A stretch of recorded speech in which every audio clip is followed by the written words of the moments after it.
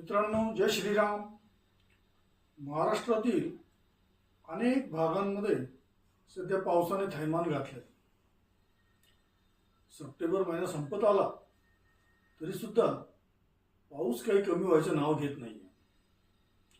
अनेक नद्या, नाले, विहिरी, तलाव तुडुंब भरलेत. अनेक नद्यांना पूर आलेत.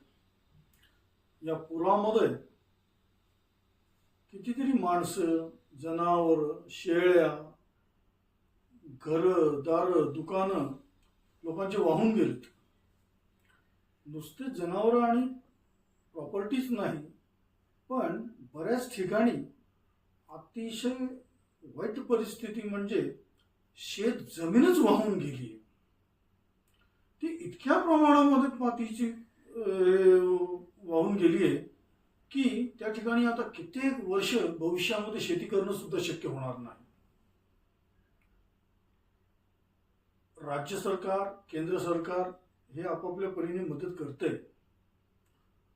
पण जिथे शब्दशः आभाळच फाटलंय तिथे सरकारची एकट्याची मदत तरी किती पुरणार. मित्रांनो, वर्षानुवर्ष, पिढ्यानपिढ्या अगदी कोरोनामध्ये सुद्धा स्वतःचा जीव धोक्यात घालून या बळीराजांनी आपल्याला अन्न, धान्य, भाज्या, फळं, दूध, दुभत एवढं सगळं अतिशय घरपोच पुरवलंय. आणि आता तोच बळीराजा स्वतःच्या अन्नाला पोरका झालाय. तर मित्रांनो, आता वेळ आली आहे परतफेड करण्याची, माणुसकीला आणि खाल्ल्या अन्नाला जागण्याची. एकट्या सरकारवर अवलंबून न राहता आपण प्रत्येकाने व्यक्तिशः पुढाकार घेऊन काही ना काही मदत करायला हवी.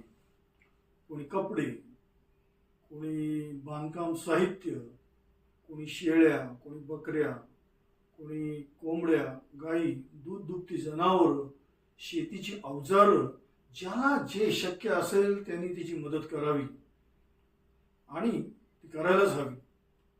कॉर्पोरेट कंपन्यांनी सुद्धा आपला CSRचा जो फंड आहे तो यावर्षी फक्त मराठवाडा आणि विदर्भातील ग्रामीण भागामध्ये वळवावा.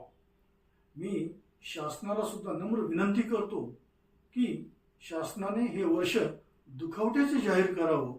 कोणताही सोहळा, कोणताही कार्यक्रम साजरा न करता अनेक डेव्हलपमेंटचे जे प्रोजेक्ट आहेत, जसे मेट्रो आहे, स्मार्ट सिटी आहे, हे सगळे रद्द करून तो सगळा जो निधी आहे तो शेतकऱ्यांकडे वळवावा अशी मी शासनाला विनंती करतो. मी परत एकदा आपल्या सर्वांना कळकळीची विनंती सुद्धा करतो की आपल्या या बळीराजाला मदतीचा हात देऊया. मी आज अजिबात असे म्हणणार नाही की माझं चॅनल सबस्क्राईब करा, परंतु मित्रांनो, माणुसकी म्हणून किमान हा व्हिडिओ शेअर नक्की करा. धन्यवाद.